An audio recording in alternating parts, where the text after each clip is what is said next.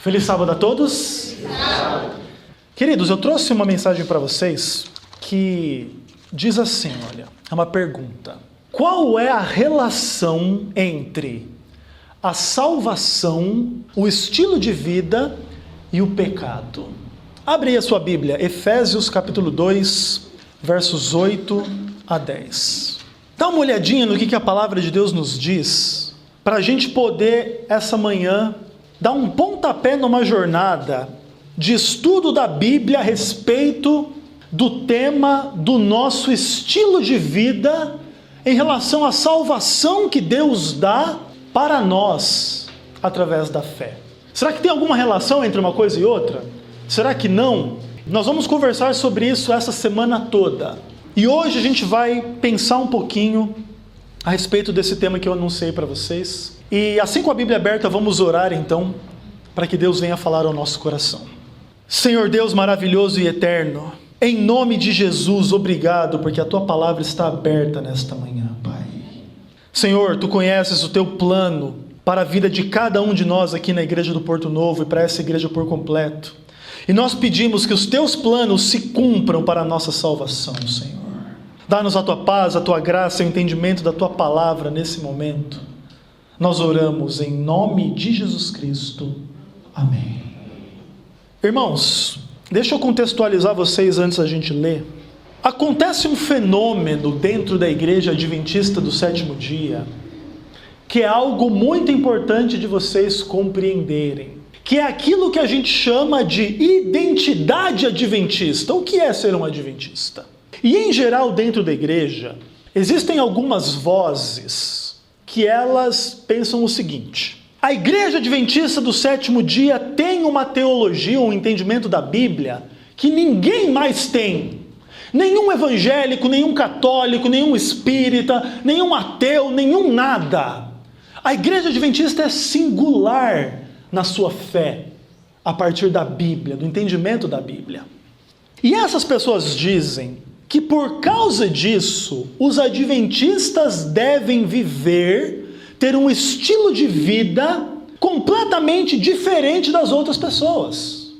Vocês entendem a questão? Se a gente tem uma mensagem diferente dos outros, nós não podemos viver igual os outros vivem.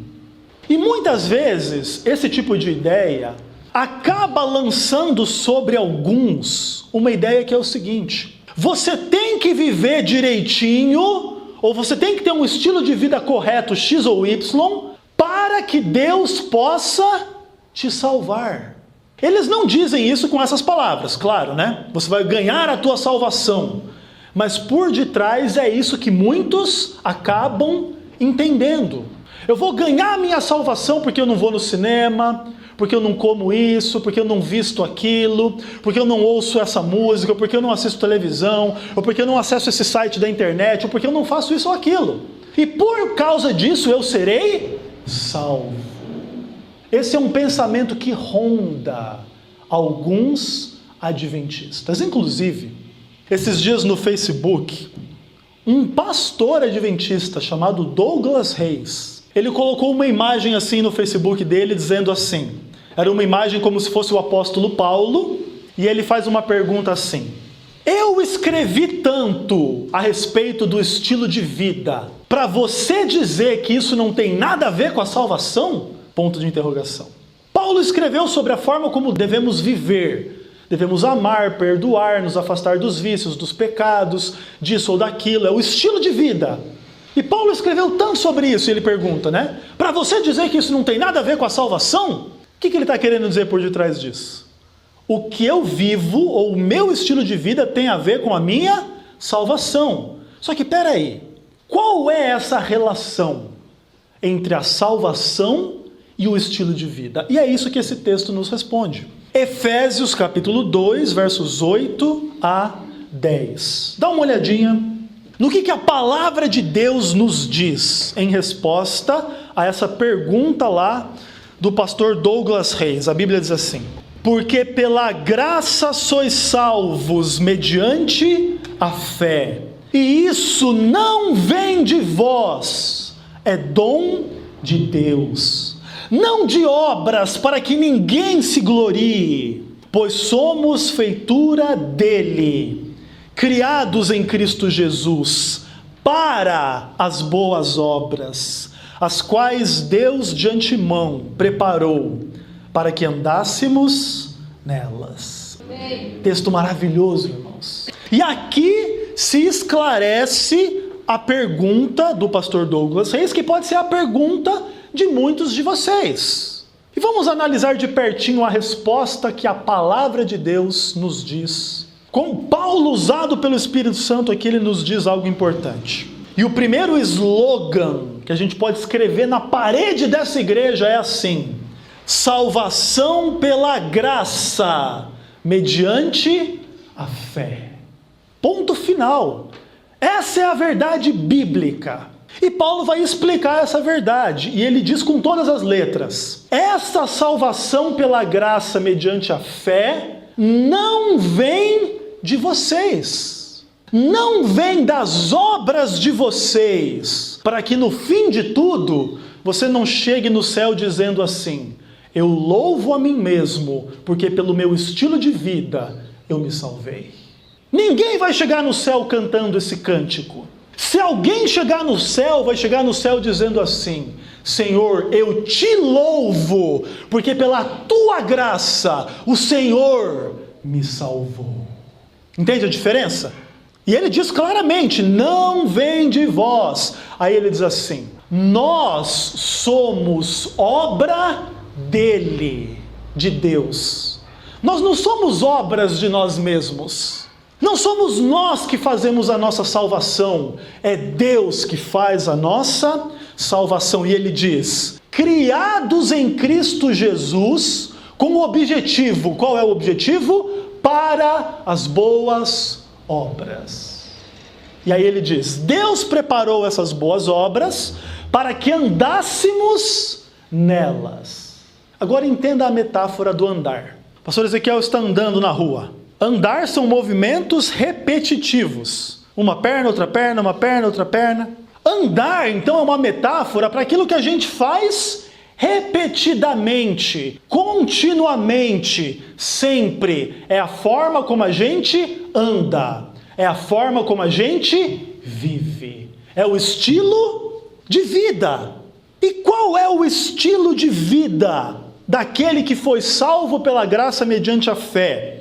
É as boas obras. Sempre andando em boas obras. Esse é o estilo de vida cristão daquele que foi salvo pela graça mediante a fé. Por esse texto, a gente já pode concluir que se a salvação é pela graça mediante a fé e não vem de nós, então é correto afirmar que a salvação não é o resultado do estilo de vida. A salvação não vem do estilo de vida. Esse é o primeiro ponto. Segunda coisa, salvação é um dom de Deus. Sermos salvos é obra de Deus. Eu estou repetindo para ficar claro para vocês. Terceira coisa, a finalidade da salvação, que é um dom e uma obra de Deus, é tornar o homem que é cristão alguém que tem boas obras, que anda em boas obras, que tem um bom estilo de vida. E quando você compara uma informação com a outra, você tem que concluir duas coisas importantes. E elas são as seguintes: advogar ou defender que o estilo de vida não salva ninguém não pode se tornar uma maneira de aceitarmos a ausência das boas obras na vida daquele que foi salvo. Entenda o que eu estou falando. A gente diz aqui claramente: a salvação não vem do estilo de vida. E alguns pensam assim: oba, pastor, então eu posso viver no pecado, eu posso ter vício, eu posso ter um monte de coisa errada na minha vida. Por quê? Porque a salvação não vem do estilo de vida, certo? Alguns não poderiam pensar assim? Aí Paulo diz: não. De fato, a salvação não vem do teu estilo de vida, mas você não pode usar isso para justificar uma vida ímpia, onde não existem boas obras. Essa é a primeira coisa. E a segunda coisa é a seguinte: Quando você admite a necessidade de ter um bom estilo de vida, isso não pode se tornar uma maneira de você tentar comprar a salvação como uma espécie de barganha com Deus. Você entende que você tem que ter um bom estilo de vida, certo? Você tem que andar em boas obras, mas você tem que evitar a tentação de pensar assim: eu vou ganhar a minha salvação pelo meu estilo de vida. Deus, eu vou fazer o seguinte: eu vou parar de comer essa comida para que o Senhor me salve. A gente começa a querer barganhar com Deus em nome do que a gente faz. E a Bíblia diz: não, nós não podemos comprar a Deus. Foi Deus que nos comprou. É diferente. E você pensa que esse é um problema pequeno? Não é. Grande parte do mundo evangélico vive como? Dessa forma, barganha com Deus. Senhor, eu faço para que o Senhor me dê. Senhor, eu dou tudo na fogueira santa de Israel para que o Senhor me dê em dobro depois. E você acha que é pouca gente que faz parte da fogueira santa de Israel? Não é pouca gente não. É muita gente. Justamente fazendo isso que a Bíblia não permite a gente fazer. Tentar comprar as bênçãos de Deus. Agora, por isso aqui só, a resposta da minha pergunta do título do sermão, pelo menos parte dela, já está oferecida. Qual que é a relação entre o estilo de vida e a salvação? O estilo de vida é o fruto da salvação e jamais pode ser a fonte da salvação. Ponto final. Essa é a relação entre o estilo de vida e a salvação. Você não ganha a salvação pelo estilo de vida. Já que você foi salvo, Deus muda a tua vida.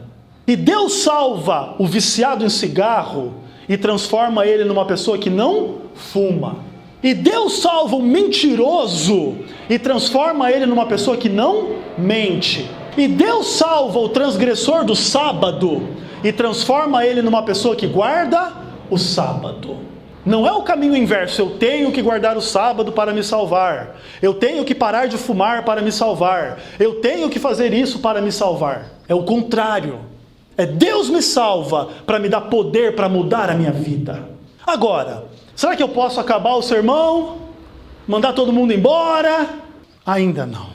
Deixa eu dizer para você algumas coisas muito importantes, queridos. Quando a gente fala de salvação e de estilo de vida, nós estamos falando de universos muito amplos, coisas muito grandes. Eu vou dar alguns exemplos para vocês.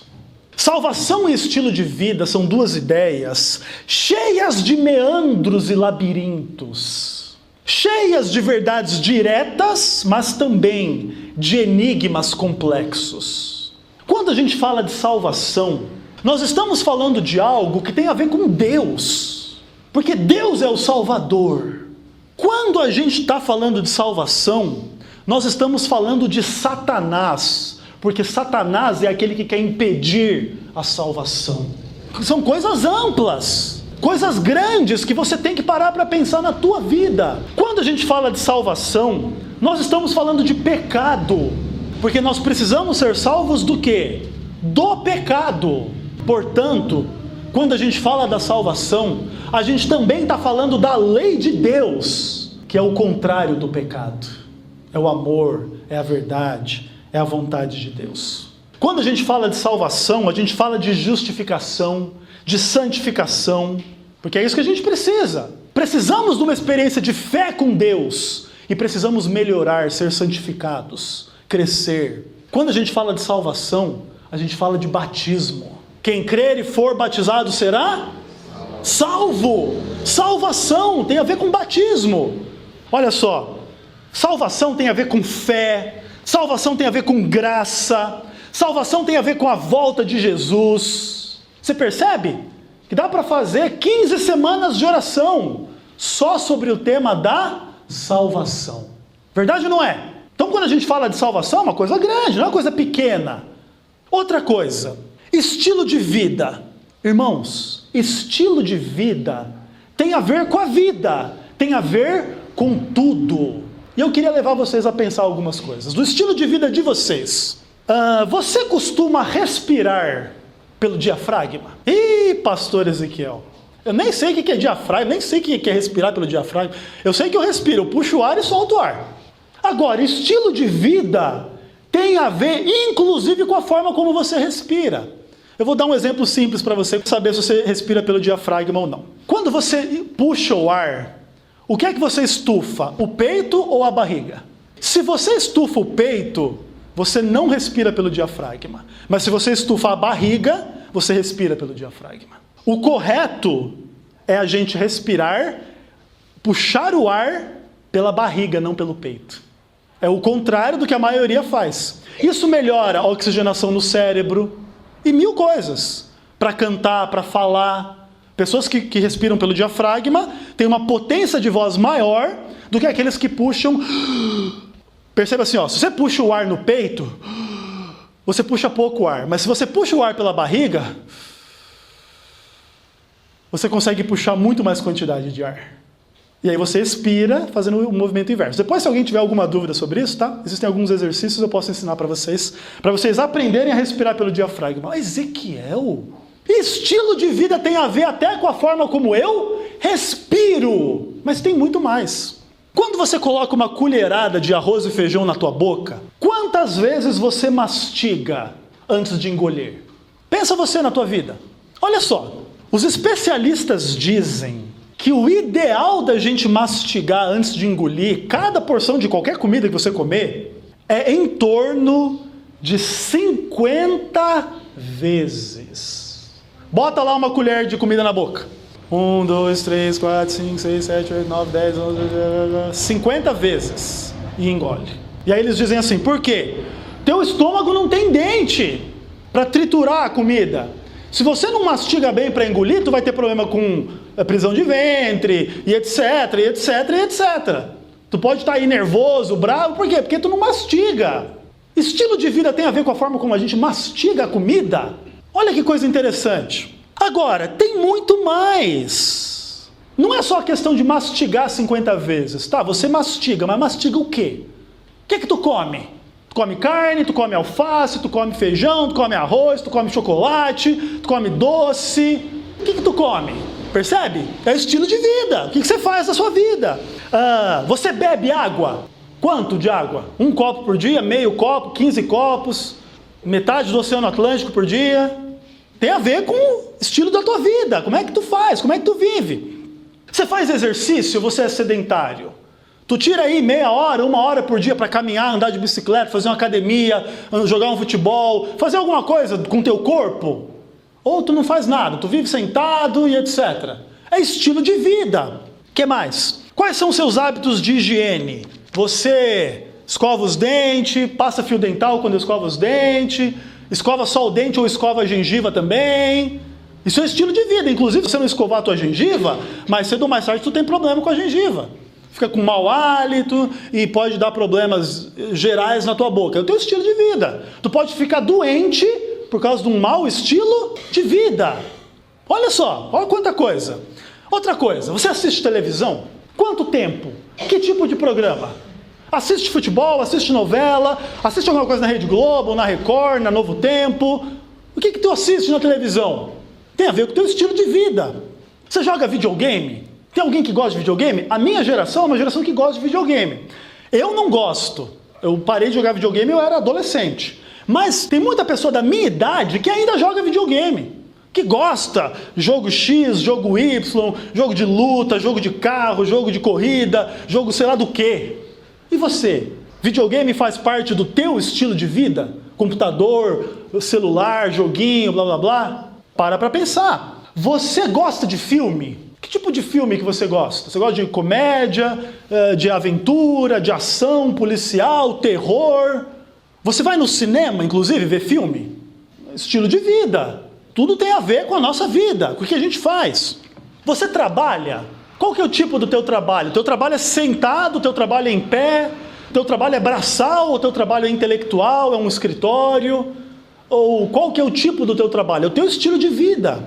Você estuda? O que você estuda? Quanto tempo você estuda? Você se dedica aos estudos ou não? É o teu estilo de vida. Você é casado? Caso você for, quais são os hábitos sexuais? Como é que tá? Tá bem? Não tá? Estilo de vida. Você ganha algum salário? Você tem alguma aposentadoria ou pelo menos uma mesada que alguém te dá, o teu pai, tua mãe? Como é que tu gasta o teu dinheiro? É o teu estilo de vida. O que você valoriza a ponto de pegar o teu dinheiro, 20 reais, 50 reais, 1.000 reais, 15 mil reais, ir lá e comprar um carro, e comprar uma televisão, e comprar um jogo, e comprar sei lá o quê? Certo? É o estilo de vida, é a forma como você gasta o teu dinheiro. E eu poderia dizer 1000 coisas mais, só para dar alguns exemplos para vocês. O que é estilo de vida? É tudo o que a gente faz. E eu volto a perguntar a vocês, qual é a relação entre a salvação e o estilo de vida? E agora você percebe o seguinte, responder essa pergunta de uma forma assim geral é fácil. O estilo de vida é o resultado da salvação. Amém. Agora, quando você vai para as questões específicas, se torna um pouco mais difícil. Por exemplo, se você não mastigar a comida 50 vezes antes de engolir, você não vai ser salvo. Calma, pastor. Agora eu pego o estilo de vida, digo para você que você tem que mastigar 50 vezes antes de engolir a comida, e se você não fizer, a ira de Deus estará sobre você. Percebe que a coisa é complicada? Agora, eu dei um exemplo bobo, né?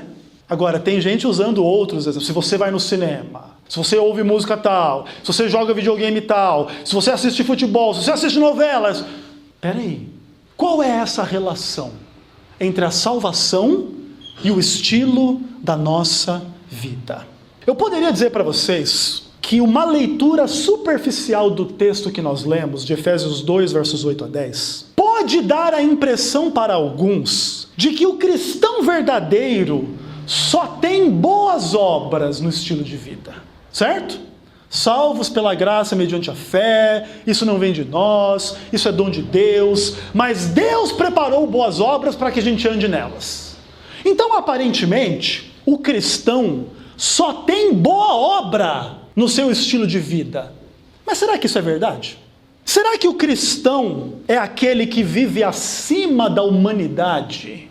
Todo mundo gosta de futebol, vai ver a Copa do Mundo. O cristão vai ajoelhar no milho e orar. Aos 90 minutos do jogo, o cristão está lá olhando, Senhor, eu não quero aquele jogo, Senhor, abençoa esse povo, essa idolatria nesse país, esse monte de desvio de dinheiro, Senhor, tem misericórdia. E enquanto o povo vai estar vendo o jogo, você vai estar orando assim lá, porque você é um cristão, tu não pode ver o jogo, teu estilo de vida. E alguns pensam esse tipo de coisa. O cristão vive acima da humanidade, ele não gosta do que os outros gostam. Ele é um ser exemplar, praticamente sem cometer erros. Inclusive, o cristão deve ser aquele que, em tese, poderia orar. Graças te dou, porque não sou como os demais homens. E não ser repreendido por Deus. O cristão tem que ser melhor do que os outros. O cristão é bom e o resto é ruim. Em tese, é mais ou menos essa a conclusão. Mas a verdade, irmãos, é muito mais intrigante do que a gente imagina. Agora eu queria adicionar à discussão entre salvação e estilo de vida a ideia do pecado. Quando o anjo Gabriel aparece para Maria, ele diz assim, e você vai pôr o nome da criança de Jesus, por quê? Porque ele salvará o seu povo dos pecados deles. Mateus 1, 21. Salvação existe para quem é pecador. Entende o que eu estou falando? A salvação existe para quem é pecador. A salvação não existe para quem não é pecador, senão não tem salvação para ninguém. Tá bom? Agora, existe uma ideia que é a seguinte: justificação. E esse tema você pode ter um pouco de medo dele. Uma palavra difícil, uma palavra esquisita. Você não costuma ouvir falar de justificação muito aí na tua vida por aí, né? Mas não fique com medo. Tente entender uma coisa importante. A justificação é uma realidade central na experiência da salvação. E eu queria que você abrisse a sua Bíblia. Tito capítulo 3, versos 5 a 7. E a gente precisa estar atento ao que a palavra de Deus nos diz, gastar um tempinho estudando a Bíblia, mas essa manhã, pela graça de Jesus, você vai sair dessa igreja entendendo algumas coisas muito importantes para a tua vida, para o teu estilo de vida, para a tua salvação, porque eu creio que vocês não estão aqui à toa. Deus está abençoando, Deus está mostrando a verdade da Bíblia para vocês, Então vocês têm que ter força para entender, para estudar e, acima de tudo, para crer e praticar a vontade de Deus, tá bom? Agora olha só o que a Bíblia nos diz. Tito capítulo 3, versos 5 a 7. Não por obras de justiça praticadas por nós, mas segundo a sua misericórdia, Ele nos salvou, mediante o lavar regenerador e renovador do Espírito Santo, que Ele derramou sobre nós ricamente, por meio de Jesus Cristo nosso Senhor, a fim de que, justificados por graça, nos tornemos seus herdeiros, segundo a esperança da vida eterna. Paulo, em Efésios, diz, salvos pela graça, e aqui ele usa a expressão justificados por graça, ou seja, justificação e salvação acontecem da mesma forma, uma faz parte da outra. Quando você é justificado, você está salvo. E ele diz, nós somos justificados não é pelas boas obras, mas é porque o Espírito Santo nos renova e nos regenera, e nos transforma, e nos abençoa, e muda a nossa vida, e assim nós somos justificados pela graça. Volta um pouquinho, Romanos capítulo 5, versículo 1. Olha só, uma outra ideia que Paulo também usa, que vai complementar a ideia da salvação pela graça mediante a fé. E agora Paulo nos diz assim, em Romanos 5, verso 1. Justificados, pois, mediante o quê? Mediante a fé, temos paz com Deus, por meio de nosso Senhor Jesus Cristo. Salvos pela graça mediante a fé, justificados por graça, justificados pela fé. É isso, essa é a resposta. E Paulo, ele promete a glorificação para quem for justificado. Ele diz, aqueles a quem Deus justificou, a esses glorificou. Romanos 8, verso 30. É isso que Paulo diz. Se você for justificado, você pode ter a esperança de um dia ter um corpo glorioso, que não adoece e não morre nunca mais. E quando você tiver um corpo glorioso que não adoece e não morre nunca mais, sabe o que vai acontecer com você? Você vai ser perfeito para sempre ao lado de Jesus Cristo. Você vai ter a vida eterna. E como é que você ganha essa vida eterna? Mediante a fé. Não vem de vós, não é obra humana. Entretanto, existe algo que complica a nossa vida, dentro da ideia da justificação. Abra sua Bíblia em Gálatas capítulo 2. Existe algo que nos complica e vai nos lançar na necessidade de estudarmos a Bíblia. Porque até agora está tudo muito bonito, muito fácil. Tudo é pela fé, não tem nada a ver com a nossa vida, é só eu acreditar, e agora eu sou justificado, eu vou ser salvo. Aleluia! Mas agora tem um elemento que complica a nossa vida. Gálatas 2, versos 16 e 17.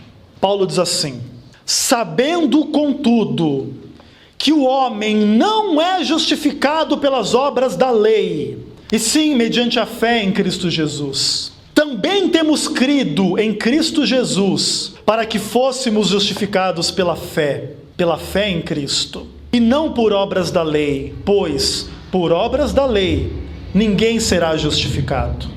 Porém, se procurando ser justificados em Cristo, fomos nós mesmos também achados pecadores, dar-se-á o caso de ser Cristo ministro do pecado? Certo que não. Irmãos, eu não sei se você gosta da forma como Paulo escreve. Talvez você não goste muito. Tem gente que acha Paulo assim muito filosófico, muito maluco. Ele repete as coisas 1000 vezes, né? Somos salvos pela graça. E não é pela lei, viu? Porque se fosse pela lei, não ia ser pela graça. Paulo ele fica se repetindo para tentar fazer você entender de uma vez por todas que não é pelo que você faz pela lei, é pela graça de Deus. Paulo está desesperado para que você entenda isso. E ele está repetindo isso até a morte. Não é pela lei, é pela fé. Não é por você, é por Deus. Só que acontece algo interessante. Ele diz: o homem não é justificado pela lei, o homem é justificado pela fé. E ele diz: nós temos crido em Cristo. Ou seja, nós temos fé em Cristo. E ele diz: mas nós mesmos também fomos achados pecadores. Será que o pecado pode fazer parte do estilo de vida daquele que foi salvo? A gente tende a responder a essa pergunta como: não! Não pode ter pecado no estilo de vida de quem foi salvo. Mas como é que Paulo responde? Existe pecado no estilo de vida de quem foi salvo. E aqui gera-se um problema que nem sempre é tão fácil da gente resolver. Agora vamos partir do óbvio. Por que a gente precisa ser salvo? Porque a gente peca. Ponto final. Então a gente começa do começo. Somos pecadores e por causa disso precisamos ser salvos. E justamente porque somos pecadores é que a salvação não vem de nós. Porque eu não consigo merecer a salvação. Eu tenho problemas, pecados, dificuldades. Agora, aqui você precisa entender uma diferença que a Bíblia faz. Abre a sua Bíblia, os últimos 2 textos que nós vamos ler. 1 João capítulo 3. E você vai entender uma diferença muito importante para a tua vida. E você vai analisar a tua vida em relação a isso que nós vamos ler hoje. E nós vamos terminar. Você precisa fazer a diferença entre ter o pecado como um estilo de vida ou cometer pecados e errar em algum ponto do seu estilo de vida. E uma coisa é completamente diferente da outra. Dá uma olhadinha. 1 João capítulo 3, verso 4 a 6, a Bíblia diz assim: todo aquele que pratica o pecado também transgride a lei, pois o pecado é a transgressão da lei. Sabeis também que ele se manifestou para tirar os pecados, e que nele não existe pecado, em Jesus. Todo aquele que permanece nele não vive pecando. Todo aquele que vive pecando não o viu, nem o conheceu. Todo aquele que vive pecando. Aqui, João fala de alguém cujo estilo de vida é o próprio pecado. Esse é o estilo de vida. E eu poderia dizer para você, por exemplo, uma pessoa que vive do crime, ela vive de assaltar, ela vive de matar, ela vive de destruir as famílias através do tráfico de drogas, ela vive através do pecado. O pecado é o estilo de vida dela. Da mesma forma como você todo dia acorda e escova os dentes, todo dia ele acorda e embala cocaína para vender. Entende a questão? É o estilo de vida da pessoa. Ela vive no crime, ela vive no pecado. Eu dei o exemplo aí das drogas, mas poderia dar outros exemplos. Tem pessoa que vive na mentira. Tem gente que vive na imoralidade sexual. Não passa um dia sem pornografia, sem prostituição, sem sei lá o que esse mundo oferece. É uma vida no pecado. O estilo de vida dela é o pecado. E deixa eu dizer uma coisa para você. Nenhum cristão salvo pode ter o pecado como seu estilo de vida. Nenhum cristão salvo pode viver em pecado. Essa é a verdade. E essa é a verdade, não é para colocar medo em vocês, é para colocar a verdade no coração de vocês. Não se iludam com o pecado, não façam do pecado o estilo de vida. A condenação aguarda aqueles que fazem do pecado o seu estilo de vida. A Bíblia diz assim: fora ficam os cães, todo aquele que ama e pratica a mentira. Apocalipse 22:15. Vão ficar de fora, não vão ser salvos, vão se perder. Mas olha só o que eles fazem: amam e praticam o pecado. Seja ele qual for, nesse caso o pecado da mentira. Mas pode ser o pecado da feitiçaria, do adultério, da maldade, da fofoca, do assassinato, da idolatria, sei lá do quê.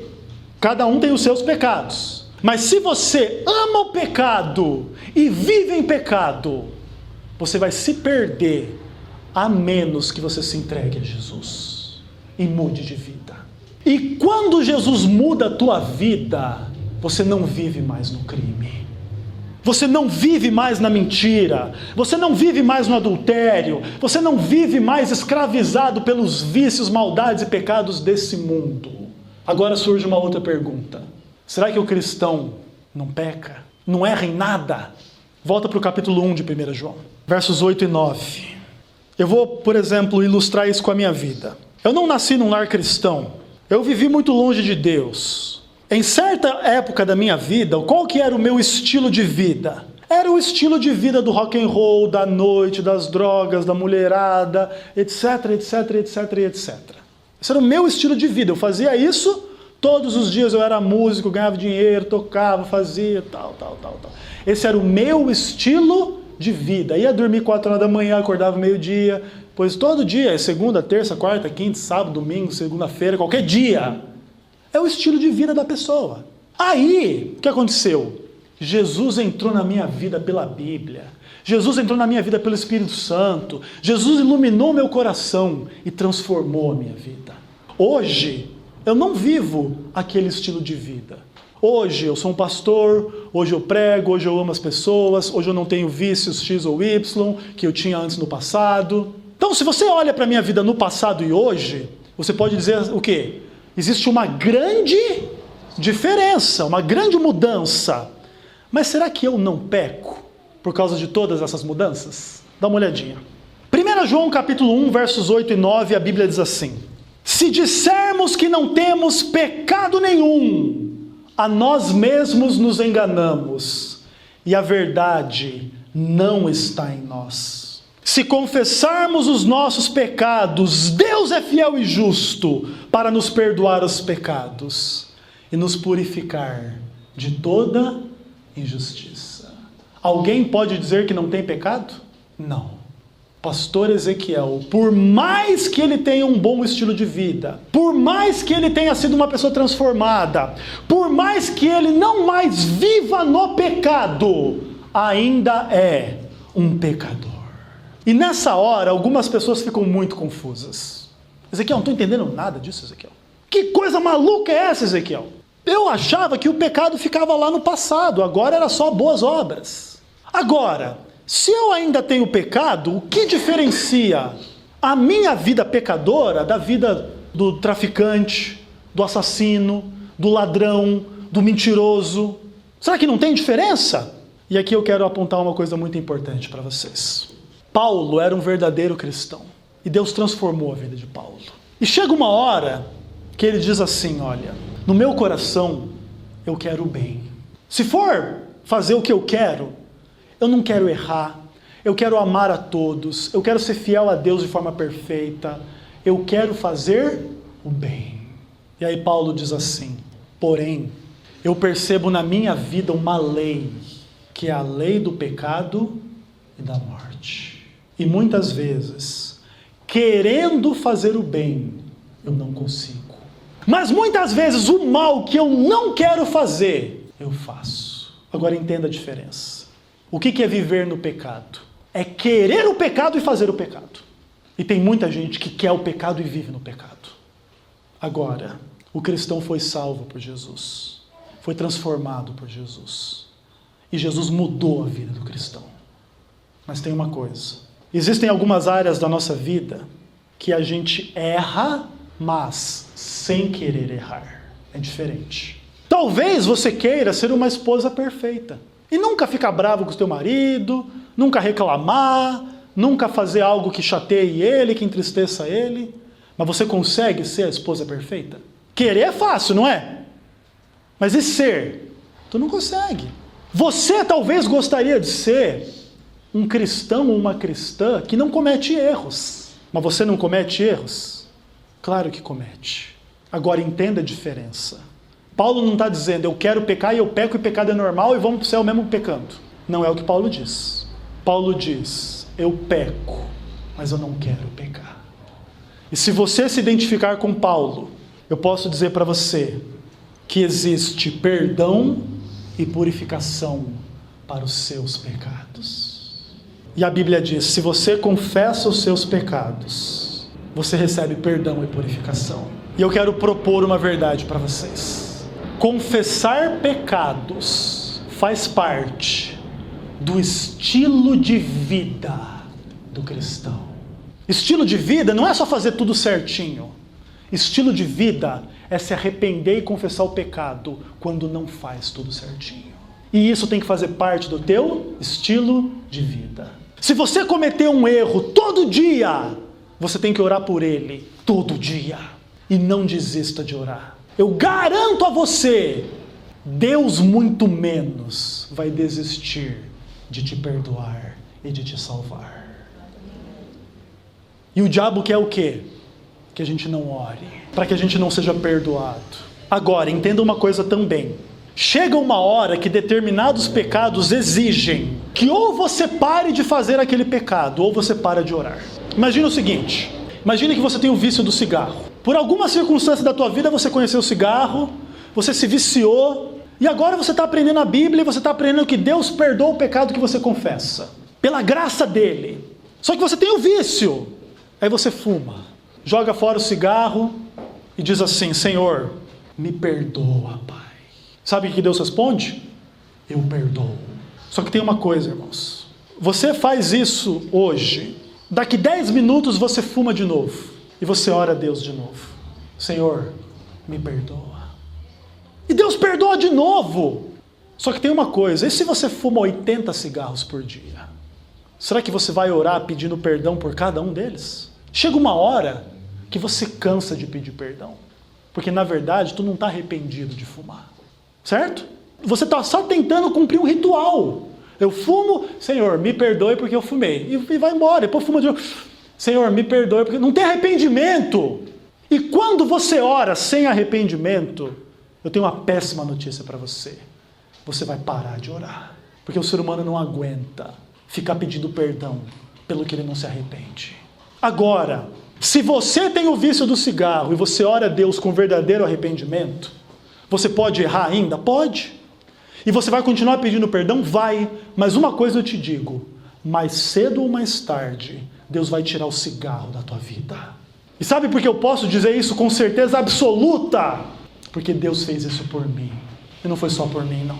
Os primeiros cigarros que eu fumei na minha vida, eu devia ter 9, 10 anos de idade. Dá uma olhadinha nas crianças que vocês conhecem com 8, 9 anos de idade. E pensem no pastor Ezequiel fumando um cigarro. Eu fumei muito, durante muitos anos. Quando eu conheci a Jesus, eu tive que pedir perdão para Ele. E eu pedia perdão, Senhor, me perdoa, me transforma, tira isso da minha vida. Mas chegava meia hora depois, errava e fumava de novo. E aquilo fazia parte do meu estilo de vida. Mas eu tomei uma decisão. Senhor, eu não vou desistir de orar. Sabe o que eu posso dizer para vocês essa manhã? Vai fazer quase 10 anos que eu não fumo mais. Ah, é porque eu sou melhor que os outros, eu vou ser salvo porque eu não fumo, agora eu vou ganhar a minha salvação. Não. Jesus me salvou primeiro, para depois mudar a minha vida. E Jesus pode mudar a vida de todos os seres humanos. O pecado não impede a salvação do cristão, se o cristão tem a Cristo.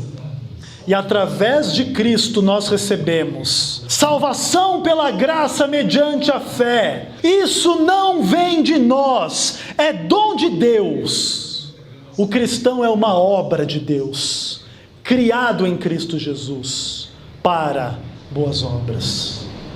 Um mundano, ele pode ter o pecado como seu estilo de vida, mas ele pode fazer o bem de vez em quando. Pensa num traficante. Ele vive matando, roubando, vendendo droga, destruindo as famílias. É o estilo de vida dele. Mas de vez em quando ele pode pegar 10 mil reais, ir lá na favela e consertar o barraco de uma mulher lá que está precisando. Ele está fazendo uma coisa boa ou não está? Sim. Mas de onde que vem esse 10 mil reais? Do crime, do pecado. Então entenda, o mundano, ele pode viver em pecado e fazer o bem de vez em quando, certo? O cristão é o contrário. O cristão não vive em pecado, mas infelizmente, de vez em quando, comete algum erro. Entende a diferença? O maldoso vive em pecado e de vez em quando faz o bem. Nós devemos viver fazendo o bem e, infelizmente, de vez em quando, a gente tem que reconhecer que a gente erra. E quando a gente erra, a gente volta aos pés da cruz. E a gente clama misericórdia da parte de Deus. A gente ora, a gente se arrepende, a gente quer mudar. E nós estamos num processo de santificação que não chega ao fim nesta vida. Por quê? Porque o pecado não chega ao fim nesta vida. Nós não nos tornamos pessoas sem pecado antes da glorificação. Agora, eu quero terminar essa mensagem dizendo para vocês o seguinte: infelizmente hoje, alguns que concentram-se nessa relação entre a salvação e o estilo de vida, não mais se concentram na questão do pecado, que é tão claramente revelado na Bíblia. Mas eles começam a se concentrar em coisas mais obscuras que a Bíblia não fala. Tem muita gente dizendo que o estilo de vida cristão é o vegetarianismo, é não ouvir música com bateria ou músicas mundanas, sei lá o que é música mundana, o que é música extraterrestre. Eles pensam que estilo de vida é não ir no cinema, estilo de vida é você não usar o esmalte, batom, estilo de vida é não jogar videogame, sabe, esse tipo de coisa? E aí a gente começa a perceber o seguinte: eles começam a se concentrar no que a Bíblia não diz. E qual é a razão por detrás disso? Claro que é verdade que essas pessoas, elas buscam fundamentar as suas ideias na Bíblia. E em geral, o que eles fazem? Eles pegam alguns textos e torcem esses textos até sair o que eles querem. E aí agora a Bíblia está condenando o esmalte, sabe? A Bíblia condena o que é mal. Ah, então o esmalte é mal. Então torce a Bíblia até dizer o que eles querem dizer. Entretanto, eles acabam ignorando muitos outros textos da palavra de Deus, que negam suas afirmações e as implicações do que eles afirmam. Porque agora, se a mulher usa um esmalte, volta-se aquele terrorismo, né? Você não vai ser salva. Entretanto, irmãos, eu já percebo que talvez isso possa incomodar alguns de vocês. Porque de fato a Bíblia não fala de esmalte, mas a Bíblia fala que o que deve ornamentar a nossa vida não é exterior, mas é o coração. E aqui a gente começa a perceber como que é complicado, né? A gente transpor para o nível prático e externo aquilo que é interno e espiritual, segundo a palavra de Deus. Porque em nome dessa coisa de que o esmalte é pecado, eu posso dizer que usar lenço assim é pecado. Eu posso dizer que usar uma gravata é pecado.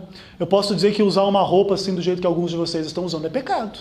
Porque você está o quê? Ornamentando o seu exterior. Você percebe que esse argumento serve para qualquer coisa? Basta eu querer que sirva? E agora eu começo a amarrar um fardo em cima dos outros. E quando a gente pede a base na palavra de Deus, cri-cri. Não existe. E é nessas questões que muitas vezes as pessoas se concentram. E briga dentro da igreja por causa disso, daquilo e tal, e tal, e tal, e tal, e tal, e tal. E aquilo que a Bíblia revela, a gente ignora. E aquilo que a Bíblia não revela, a gente quer colocar como cavalo de batalha.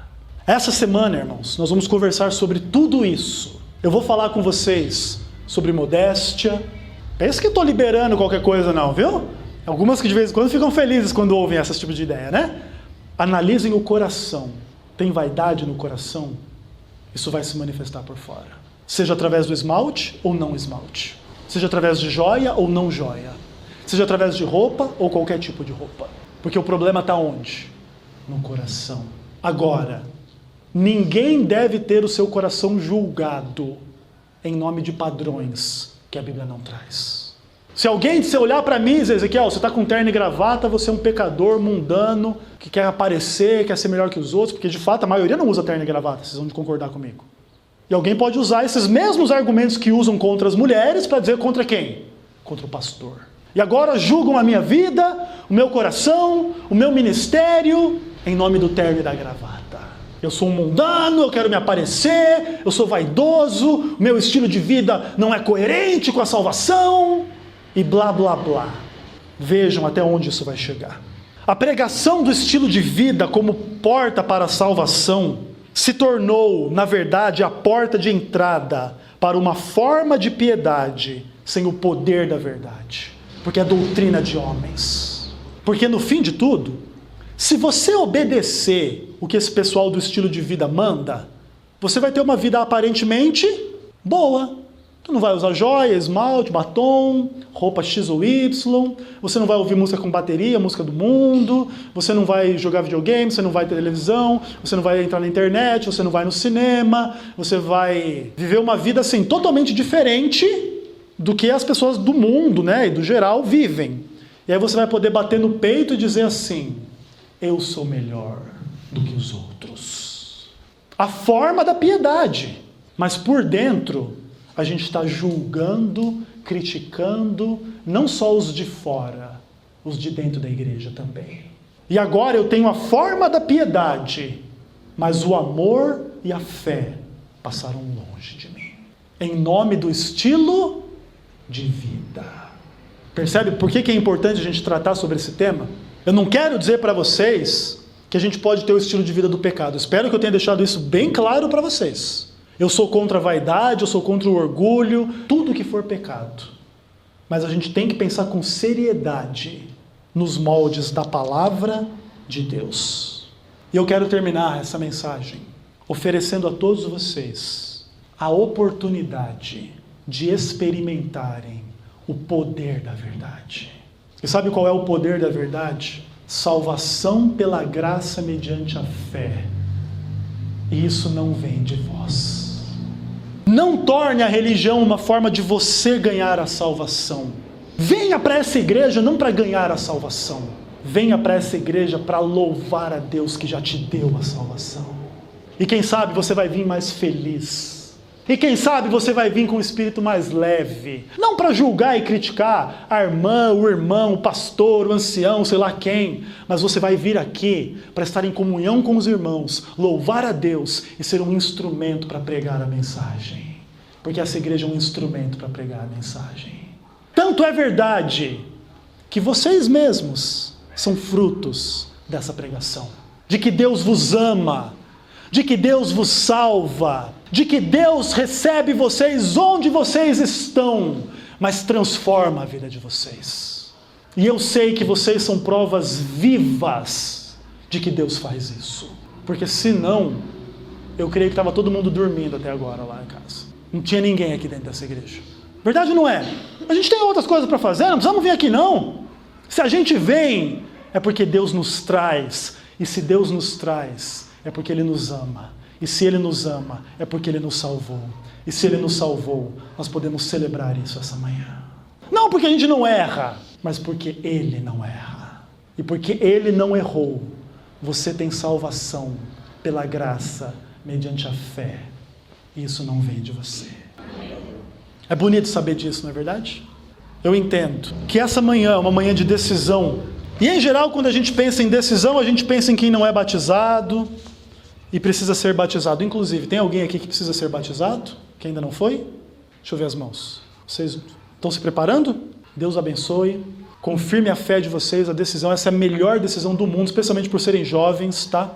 Hoje em dia, os caminhos dos jovens aí estão cheios de coisa que não presta. Parabéns pela decisão de amar a Jesus, seguir a Jesus. Não desistam. Mas o apelo não é só para esses dois. O apelo é para todo mundo. Para a gente desistir de comprar a salvação e aceitar a salvação como um dom. Desistir dessa jornada em glória de tentar comprar a Deus. Mas o apelo essa manhã é quem quer agradecer a Deus porque Deus comprou a tua vida. Coloque-se em pé. Faça a tua oração pessoal. Agradeça a Deus e diga: Senhor, eu agradeço porque eu não comprei a salvação, mas o Senhor comprou a salvação por mim e eu quero essa salvação. Eu quero o perdão dos meus pecados, eu quero a vida eterna. Eu quero um estilo de vida novo que honre e glorifique o teu nome. Peça para Deus entendimento sobre o que Deus quer para a tua vida, sobre a tua roupa, sobre a tua alimentação, sobre exercício físico, sobre televisão, internet, videogame, ou sei lá mais o que exista na tua vida. Ore ao Senhor, entregue-se a Ele, e Ele vai fazer tudo por você. Agrada-te do Senhor, e Ele satisfará os desejos do teu coração. Oremos. Pai do céu, obrigado pela oração de cada um nesse instante que sobe ao teu trono da graça, Pai. Nesse momento existem pessoas agradecendo ao Senhor por tudo que o Senhor é e fez e faz na vida delas, Pai. Obrigado por tudo que o Senhor faz na nossa vida, Senhor. Nesse momento, Pai, existem pessoas lutando para descobrir qual é a tua verdade, qual é a tua vontade para a vida delas. O Senhor quer que alguém aqui tire alguma roupa que tem usado, que tem servido como pedra de tropeço, que tem sido vaidade, que tem sido coisas ruins. Por favor, Pai, toque no coração dessa pessoa, Senhor. Também, Pai, alguém está procurando saber qual é a tua vontade em relação ao dinheiro, à sexualidade, ao namoro, ao casamento, em relação a tantas coisas do mundo, Pai. E nós pedimos que o Senhor nos dê a direção para todos os pontos da nossa vida, Pai. Senhor, nesse momento, nós pedimos que a tua obra de salvação venha a ser realizada na nossa vida através da fé, Senhor. Nós não podemos e não queremos comprar a salvação, mas nós aceitamos ela em nome de Jesus Cristo, Senhor. Pai, abençoa a igreja do Porto Novo, por favor. Abençoa a sua liderança, o pastor Adilson, o ancião. Também cada líder, professor de escola sabatina, cada pessoa que ajuda nessa igreja, que cresça e seja abençoado por Ti, Senhor. Também as pessoas que tomaram a decisão do batismo, que muito em breve possam ser batizadas para terem seu nome escrito no livro da vida, Senhor. Nós que já fomos batizados, pedimos que o Senhor nos ajude a perseverar até o fim e assim conhecermos a Tua salvação, Senhor. Dá-nos a Tua paz, a Tua graça. Nós oramos em nome de Jesus. Amém.